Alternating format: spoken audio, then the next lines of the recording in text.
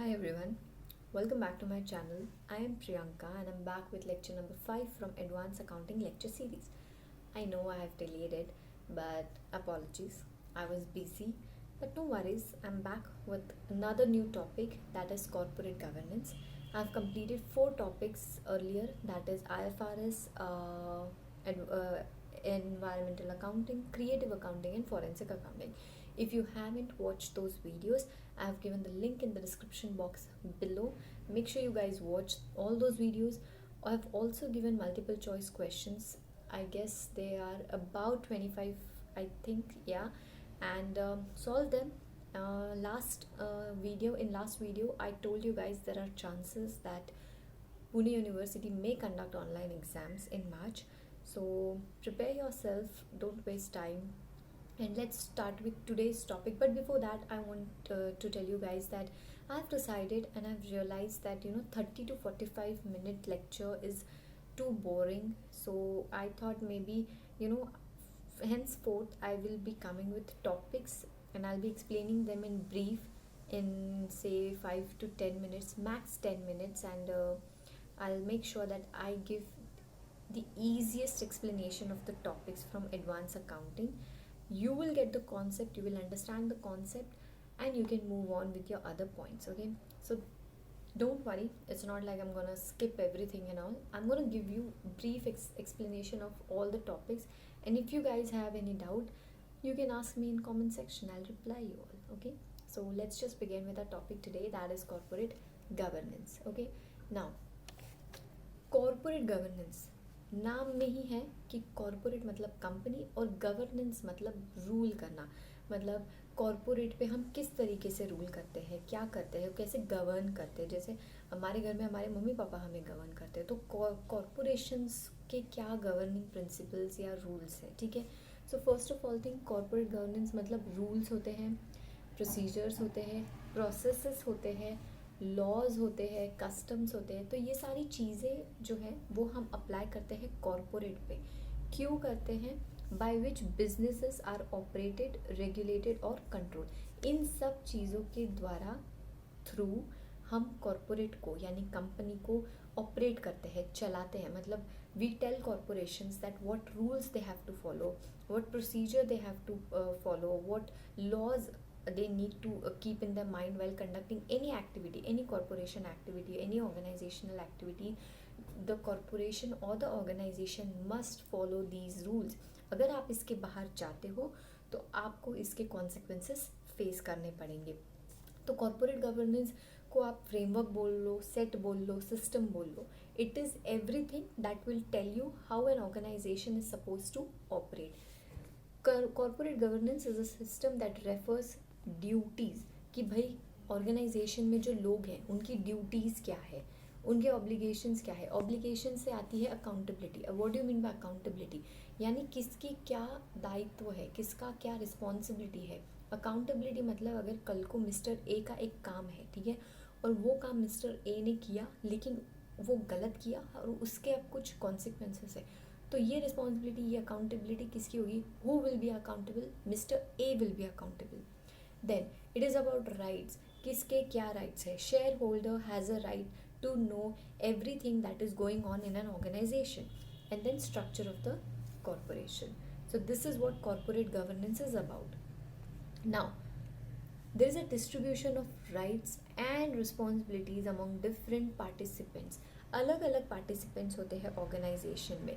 Board of directors, managers, creditors, shareholders, auditors, regulators, इन सब के अपने अपने कुछ राइट्स हैं, अपने अपने कुछ रिस्पॉन्सिबिलिटीज़ है।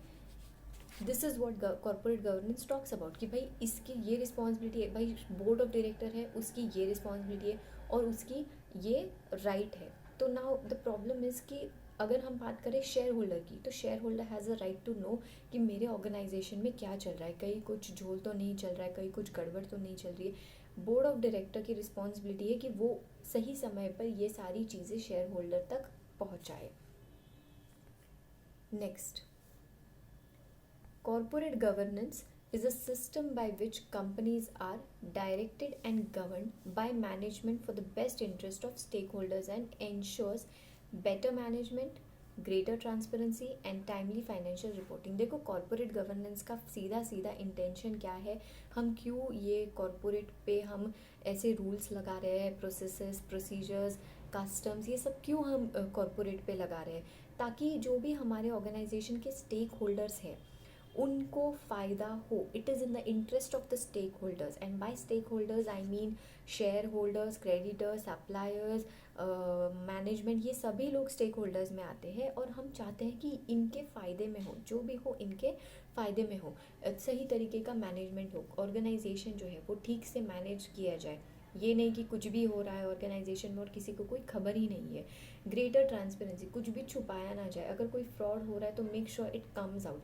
तो कॉर्पोरेट गवर्नेंस यानी रूल्स, जब आप रूल्स सेट करते हो, बाउंड्रीज सेट करते हो कि इस बाउंड्री में रह के ये चीज़ करनी है, ये रूल फॉलो करना है, ये लॉ के आगे नहीं जाना है, तब क्या होता है कि ट्रांसपेरेंसी रहती है, यानी शेयर होल्डर को समय समय पे पता रहता है कि क्या चल रहा है, क्या नहीं चल रहा है। अगर कोई आपके ऑर्गेनाइजेशन में इंटरेस्टेड है तो आपकी फाइनेंशियल स्टेटमेंट्स, फाइनेंशियल रिपोर्टिंग्स उनको ये बताएगी कि क्या चल रहा है कंपनी में, कॉर्पोरेट कैसे कंडक्ट हो रहा है।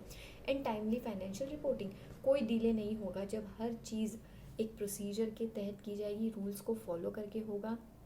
सो this is the intention of corporate governance. अब ये कॉर्पोरेट गवर्नेंस करता कौन है ऑर्गेनाइजेशन में? So it is done by board of director. So board of director is responsible for the governance of the companies. Elements of corporate governance, so ये जो red में जो भी मैंने मार्क किया है, these are the elements of corporate governance. What are the elements of corporate governance? System of management, sensitivity, inclusion and mixture. Let's read. Corporate governance is a system of management of company and it has three elements. What are these three elements? Transparency, accountability and decision making. यहाँ पे corporate governance किस intention से काम कर रहा है कि भाई देखो, जो भी काम ऑर्गेनाइजेशन में हो रहा है वो ट्रांसपेरेंट हो, यानी सब कुछ खुले में हो, कुछ छुपा के नहीं हो रहा है, सब कुछ सही इन्फॉर्मेशन जो है शेयर होल्डर तक पहुंच रही है और हम उनके आड़ में कुछ नहीं कर रहे हैं। अकाउंटेबिलिटी, हर कोई अकाउंटेबल है अपने काम के लिए। And decision making, operation and control of a company meets collective objectives to benefit all the stakeholders. जो भी ऑर्गेनाइजेशन में ऑपरेशंस कंडक्ट किए जा रहे हैं, जो भी कंट्रोल अप्लाई कर रहे हैं मैनेजमेंट, वो किस इंटेंशन से किया, क्या ऑब्जेक्टिव है, what is the aim behind doing all this thing, is to make sure कि सभी से स्टेक होल्डर्स का फ़ायदा हो। We are not doing anything to make sure कि भाई किसी को फ़ायदा ना हो, किसी को डिसएडवांटेज हो। No, this is about giving advantage, giving benefits to the stakeholders. Corporate governance is sensitive to beliefs, norms, regulations, customs, conventions of society, and corporate governance ensures that companies' behavior satisfies local communities' need and environmental concerns.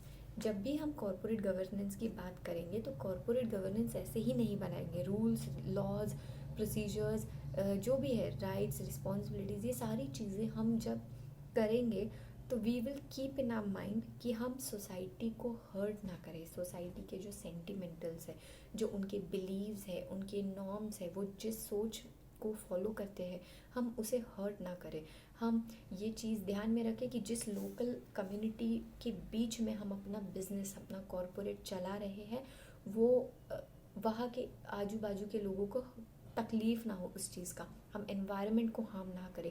इन सब चीज़ों को मद्देनज़र रखते हुए corporate को अपना काम करना होता है। And that is what corporate governance is. We make sure, the governance part says कि we make sure that we are taking care of the society as well. Corporate governance is a mixture of auditable and desirable activities. So यहाँ पे end of the year में जब annual reports बनती है, उसमें corporate governance का भी report जाता है स्टेटिंग की क्या क्या चीज़ें फॉलो हुई है, क्या ऑडिट कमेटी ठीक से बनी है, उसके जो भी रूल्स है क्या वो कंप्लाई किए गए हैं, रेम्यूनरेशन कमेटी, और जितना भी मेन इन्फॉर्मेशन जो कंप्लायंस से रिलेटेड होता है, क्या आपने वो चीज़ कंप्लाई की है।